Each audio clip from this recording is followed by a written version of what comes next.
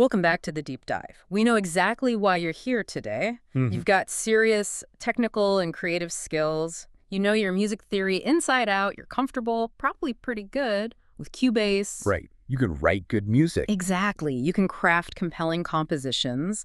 But, and this is the big but, for so many people listening, you feel like you've hit a kind of ceiling. Yeah. You can see there's this gap, maybe a chasm, between being a competent composer and actually being a working professional. The working professional. Yeah. Delivering that industry standard quality, especially in a niche like scoring for animation. Right, that specific niche. And that gap, it often comes down to workflow, doesn't it? Yeah. And really specific genre knowledge, plus those professional delivery standards. It's almost like infrastructure. Infrastructure, yeah, that's a good word for it. So today we're doing a really detailed deep dive into what looks like a fantastic training blueprint for exactly that. It's the Children's Animation Orchestration in Cubase 12-week course outline. Ooh, sounds specific. It is. And the point is, this isn't just about, learning notes and chords. It's about learning the business and the craft of making music for these very specific visual stories. Okay, so our mission here today is to really break down this course, module by module. Yep. We want to show exactly why this 12-week program seems designed to give you those missing pieces. We're looking at the design choices, how it aims to turn that raw musical talent into someone who can actually get hired to score animation. Someone marketable, efficient. Right. Think of it as the blueprint for getting that professional polish everyone's chasing. Okay. We're going to explore that infrastructure that turns, competence into real career confidence. Sounds good. Let's get into it. All right, let's jump right into part 1, the foundations. Module 1 gets straight to the point, doesn't it? It really does. The stated goal is explore the unique qualities of music for children's animation and what makes it engaging, whimsical, and marketable. See? Right there. Whimsical and marketable. It's not just a composition lesson, is it? It feels like an immediate dive into the commercial side of things. Absolutely. That dual focus is key.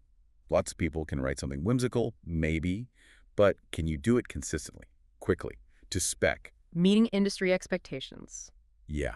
Yeah. That's the marketable part. And this module seems to ground the creative stuff in that business reality right away. It talks about the role of music in storytelling for kids. Treating it like narrative architecture, not just background noise. Exactly. You're building emotional signposts. Kids need that instant understanding, that clarity. Which means you need to master very specific emotional palettes. The course mentions playful, magical, mischievous. Right. And these aren't just vague feelings. They're almost technical categories for a composer in this field. Yeah, a producer isn't going to ask for happy music, are they? No way. They'll say, we need playful curiosity here, or this moment needs mischievous confusion. Yeah. And you need the toolkit, the specific rhythmic tricks, the harmonic language to deliver exactly that on demand. And to make sure it's not just theory, the outline says it uses case studies of iconic animated scores. Which is brilliant. Yeah. You're basically reverse engineering success, Yeah. learning from what already works, what's proven in the market. It gives you the vocabulary, right? You understand what a network or a studio considers successful for their brand, their IP. Totally. But then, look, it goes further on the business side in Module 1. It talks about identifying target producers and industry expectations. Wow. So day 1, you're learning the creative language and who you should be speaking it to. Seems like it. And that integration, creative and commercial, right from the start, that's what makes something feel like real professional development, not just a general music course. You're thinking like a vendor, like a pro from the get-go. Exactly. Okay, so once you've got the why of the genre down, Module 2 pivots immediately to the how, the technical engine room. Right. Cubase as your creative playground. Because, let's face it, technical polish and speed are everything in episodic scoring. Non-negotiable. The deadlines in animation can be absolutely brutal. Yeah, if you're spending half your time fighting your software, forget it. You won't last. Right. So the course summary says, get hands-on with Cubase, setting up your orchestral workflow for maximum creativity and efficiency. And the solution starts with template creation for orchestral scoring. Templates. Crucial. And this sounds like more than just loading up some instruments. Definitely. It implies a really professional setup, meticulously pre-routed, maybe even pre-mixed to some extent. I'd expect so. Things like specific bus compression already set up for your woodwinds, reverb sends tailored for that magical sound ready to go, Group channels, maybe even with dialogue ducking sidechain compressors already active. Ooh, that's smart. That cuts hours off setup time for every single cue, hours you don't have. Exactly. And beyond the template, it focuses on mastering key Cubase features for media composers. Which is important because, you might use Cubase, but are you really using the features designed specifically for scoring to picture? The power features. Good point. And the outline mentions specifics like track organization and color coding. Which might sound basic, but when you've got 100+ tracks, Oh, yeah. Imagine a director asks for a tiny change. Lose the oboe from bar 12 to 15. If your session's a mess, you're sunk. Good color coding isn't just pretty, it's like disaster prevention. totally. And then the absolute linchpin for scoring to picture, Yeah. mastering using markers and video sync tools. Frame accuracy. This is it. Professionals use markers religiously, not just as reminders, but as precise hit points. Like lining up a musical accent perfectly with a character jumping or a magic sparkle on screen. Exactly. Or using cycle markers to loop a tricky section over and over while you tweak it, if your sync is off by even a couple of frames. The whole cue is basically useless. It pulls you right out of the story. So this module sounds like it ensures your DAW becomes this seamless, professional time sync machine. Essential foundation. Okay, so foundations are set. Pro workflow in Cubase, understanding the genre. Now part 2 gets into the actual sound. Module 3, the language of whimsy in music. Right. Now we're crafting that specific sound. The objective is learn how to craft playful, charming, and imaginative motifs that capture a childlike spirit. So we're going beyond just writing a nice tune. It has to be functionally relevant. It has to do something specific for the story. Precisely. It requires a really deep, almost surgical understanding of how music signals meaning. Musical semiotics, basically. So how does the course break that down? Well, it mentions looking at melodic shapes that feel playful. What does that mean? Often things that are non-linear, kind of unpredictable. Quick little arpeggios darting up and down. Not just simple steps or big heroic leaps. Right. The motion itself suggests mischief or lightness. And then there are interval choices for quirky character themes. Getting beyond the standard major scale, I guess. Yeah. Major is friendly, but maybe a bit bland for quirky. Whimsy often uses slightly off intervals, like the tritone maybe, or an augmented fourth, but orchestrated lightly. And resolved quickly, so it sounds like quirky mischief, not impending doom. Exactly. It's using chromaticism, but with a smile, not threateningly. And texture. How do you make it sound sparkly? Ah, yes. Orchestral textures that sparkle. This sounds like it gets into detailed orchestration and maybe even mixing techniques, using high-frequency sounds that don't sustain for long. Like Celeste Glockenspiel. Right. Maybe even subtle things like tiny bits of reverse reverb on very short sounds filtered way up high to give that feeling of, like, floating magic dust. It's about achieving that crystalline clarity you hear in good animation scores. And again, grounding it in reality by analyzing examples of whimsy in animation scores. Crucial. You learn the theory by seeing exactly how the masters did it, from the classics like Carl Stalling right up to modern animation composers, deconstructing what works. Okay, so you built this language of whimsy, then Module 4 applies it directly to characters. And notice the commercial angle pops right back up. Yep. Develop memorable, character-driven themes that producers love. Because that theme, that's potentially part of the show's IP. It needs to stick. This module must focus heavily on creating leitmotifs for characters and situations, right? Yeah, absolutely. In animation, especially serialized shows, the music has to tell you instantly who's on screen, what they're about, maybe how they're feeling. The motif is their identity. It carries the story, especially when there's not much dialogue. It is the storytelling backbone in those moments, which leads to this really important professional skill, balancing simplicity with memorability. Tricky balance. Too complex, it gets lost. Too simple, it's generic. Exactly. The course probably explores how things like a really unique rhythmic profile can make a simple melody memorable. Think of iconic themes, often melodically simple, but the rhythm is unmistakable. And then taking it further with orchestrating themes for contrast and variety. Right. The hero's theme can't sound identical when they're happy versus when they're sad or facing a challenge. So you learn how to keep the core melody and rhythm recognizable, but change the whole feel by shifting the orchestration, like from bold brass to delicate strings. Precisely. Expressing different emotions without losing the character's identity. That's advanced stuff. And my favorite bit mentioned here is the technique of writing call and response between instruments. Oh, like the orchestra's having a conversation. Exactly. Making the characters come alive dramatically through the music itself. Imagine the flute asking a little question, a rising phrase. And the bassoon answers with a grumpy little motif. Yes, mirroring what's happening on screen. That makes the score feel so much more alive, so engaged with the visuals. It's not just playing along, it's participating. Cool. Okay, moving into part 3. We've got the language. Now we're getting deeper into the actual sound palette. Module 5, Instrumentation for a Magical Soundscape. Yeah, assigning those motifs and ideas to specific orchestral colors. The goal, dive into orchestration techniques that make cues feel alive and imaginative. This feels critical because, as you said, the way instruments function in animation scoring is often quite specific. Yeah, It's about clarity and bright colors, right? Not necessarily thick, blended sounds. definitely. Precision and highly saturated color are often key. The outline breaks it down nicely. First, woodwinds for playfulness. Makes sense. They're agile, quick. Perfect for those fast staccato runs, the mischievous little figures, maybe even things like flutter-tonguing for cartoon chaos or excitement. They're the nimble energy source. Then strings for energy and warmth. Right, they provide the emotional core.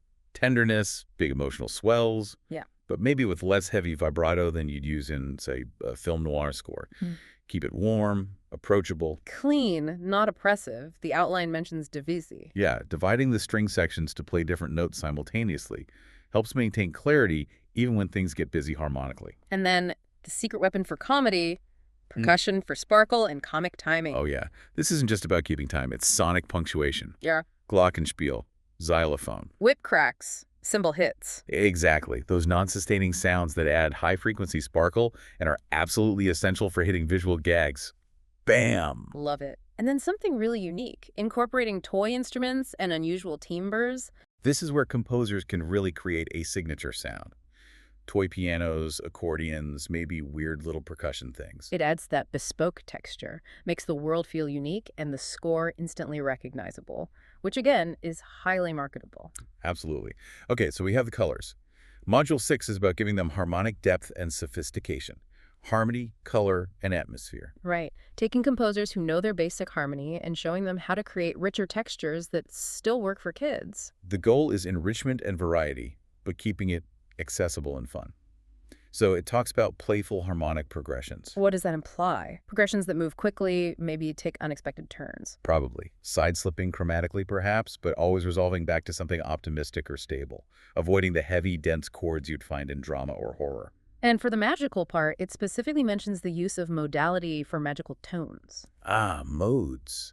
So you might know Lydian mode, for example, but this teaches why that raised fourth sound is perfect for a friendly magic spell.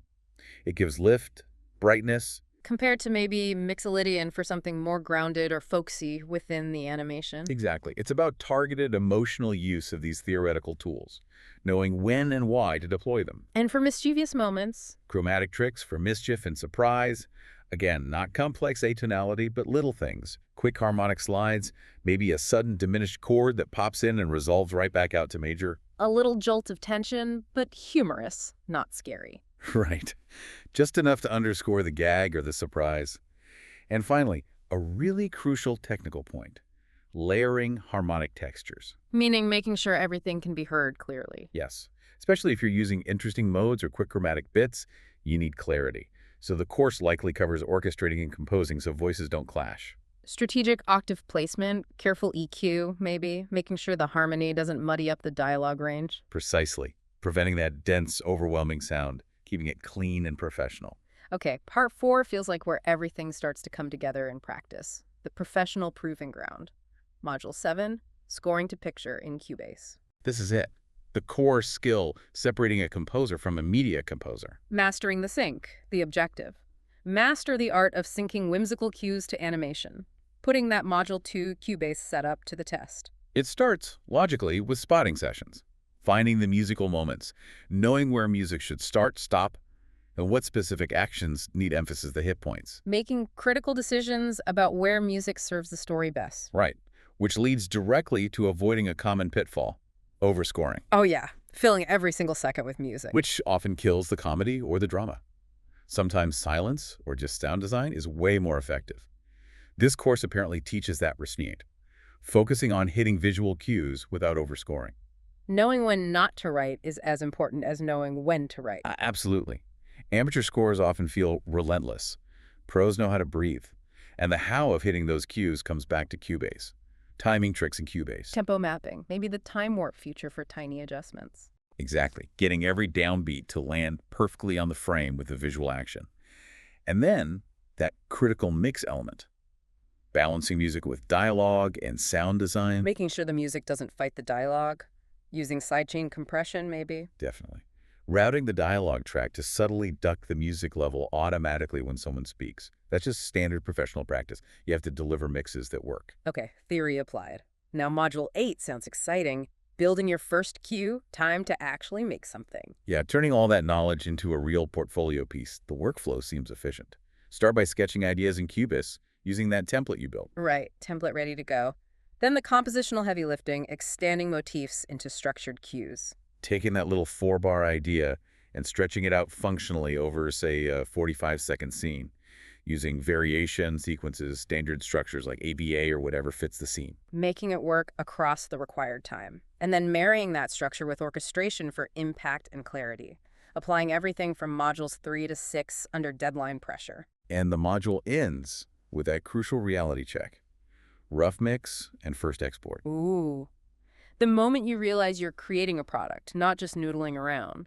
Something a client would actually listen to. Exactly. The Module 9 seems to be about taking that cue and making it sound truly professional. Advanced orchestration and expressive tools. The goal.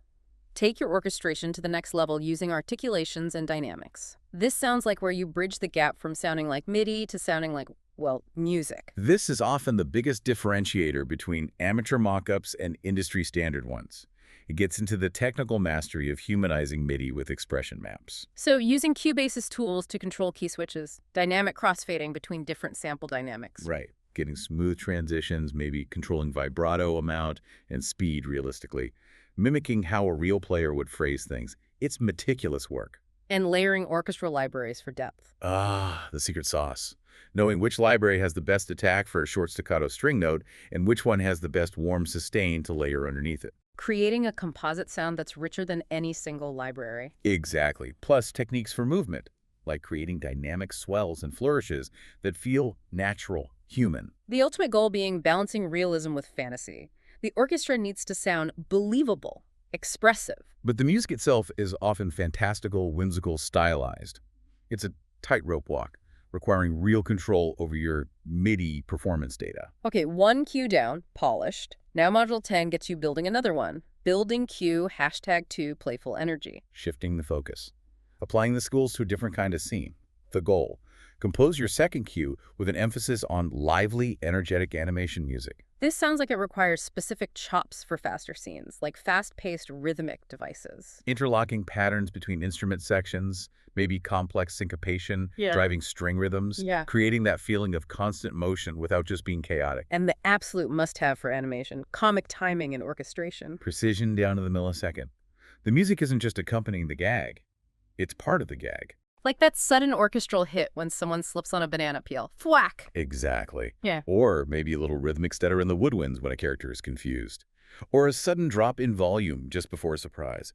The music becomes the punchline. And even in energetic cues, there's a narrative arc, building tension and release playfully. Yeah, it's tension that resolves with a laugh or a light bulb moment, not real danger. Needs a specific harmonic language that hints at fun, not fear. And this module involves editing and refining in Cubase, presumably integrating all those advanced articulation techniques from Module 9 into this fast-paced cue. Making sure it all sounds polished and professional, even at high speed. Okay, 2 cues in the bag. Part 5 looks like the final push. Portfolio and pitching. Module 11, building cue #3 magical wonder. The final piece of the puzzle for the demo reel, providing that third essential emotional flavor. The objective. Compose your third cue with a focus on magical, dreamy orchestration. A totally different vibe from the energetic one. Less about rhythm, more atmosphere. Right, and it lists the key ingredients. Celeste, harp, and glockenspiel colors. Those core sounds of magic. Shimmery, bell-like. Needs those orchestral shimmer techniques. How do you get that? High strings playing softly, maybe tremolo. Delicate percussion with reverb? Probably a combination. High woodwinds floating, maybe gentle cymbal rolls with soft mallets, lots of reverb and delay carefully applied. And the harmony changes too, focusing on floating harmonies and gentle swells. Aiming for that sense of awe, wonder, maybe vastness, like a big magical reveal. Exactly. Sustained chords, open voicings, avoiding anything too rhythmically driving or harmonically dense, letting it hang in the air. But because these sounds rely on high frequencies and reverb, mixing for clarity and sparkle must be crucial here. Oh, absolutely. Magical textures can easily turn into mush if you're not careful with EQ, high-pass filtering, and managing the reverb tails. Got to keep that crystalline clarity. Okay, 3 distinct cues: composed, orchestrated, humanized. Now the final module, Module 12. Portfolio, Polish, and producer pitching, the big payoff. This is where it pivots fully to getting work. The outcome is clear. Finalize your 3 cues into a polished professional portfolio tailored for children's animation producers. And it covers those essential non-musical steps. You can have great music, but if the delivery is unprofessional, You're out. So it starts with mixing and mastering orchestral mock-ups to broadcast standards, getting levels right, dynamic range controlled, making it sound like it belongs on TV. and then the admin, the details, cue naming, metadata, and file delivery. So important. Producers need organization. Stems often require dialogue, music, effects separated, files labeled correctly with cue number, title, runtime. If your files are a mess, they assume your workflow is a mess, too risky to hire. Totally. Then the really high-value stuff. Right. Crafting a producer-ready demo reel. Which isn't just throwing 3 tracks online, right? It's strategic. Definitely. Sequencing them for impact. Probably putting your most impressive, energetic minute right at the start. Producers have short attention spans. They listen for tone, quality, and does it fit the genre instantly. And finally, the course gives pitching strategies and next steps. How to actually get that reel heard. Who to contact music supervisors, producers. What to say, keep it brief, relevant. How to follow up without being annoying. That's the crucial final step, turning all that skill into actual opportunities, building a career. It sounds incredibly thorough. Yeah, looking back at the whole 12 weeks, the deliverables seem really concrete. You're not just learning stuff, you're building assets. Right, you walk away with tangible things. First, those 3 complete, whimsical, fully orchestrated cues, covering the key emotional ground: whimsy, energy, wonder. A proper little portfolio right there. Plus the technical fluency. Hands-on experience scoring to picture in Cubase, using the advanced tools, nailing the sync. And the career driver, a polished demo reel ready to pitch, along with the knowledge of how to actually do the pitching and delivery professionally. The result feels like more than just skills. It's about confidence, isn't it? Totally. Having the right toolkit, knowing the specific language of this niche. You stop wondering how to sound pro and start figuring out who to send your work to. You've got the hyper-specific knowledge they're looking for. And that kind of focused expertise can be surprisingly versatile, which leads to a final thought. Oh, go on. Well, think about it. You've just spent 12 weeks mastering the specific harmonic tricks, the rhythmic devices, the orchestration choices that signal innocence, playful surprise, light mischief. Like light pizzicato strings, fast woodwind runs, those quick chromatic shifts that resolve happily. Exactly. You know precisely how to create that effect. Now, Yeah. what happens if you take one of those techniques, say a really rapid, light, mischievous pizzicato string line, but instead of resolving it happily? You put it over a dark, unsettling harmony, like a diminished chord with no root. Right. Suddenly, that same musical gesture, designed for playful surprise, could become incredibly creepy, unsettling, perfect for a moment of rising tension in a thriller, or even horror. Wow. So the tools you master for one specific genre, once you understand their emotional mechanics, can be repurposed. That's the power of really deep, targeted orchestration knowledge. The techniques are flexible, but mastering their effect in one context gives you incredible control to twist them for another. So the takeaway is, learn the rules of whimsy deeply. And you might find you've also learned how to create entirely different feelings just by changing the context. Think about applying that specific knowledge of emotional impact to whatever you score next. It's powerful stuff.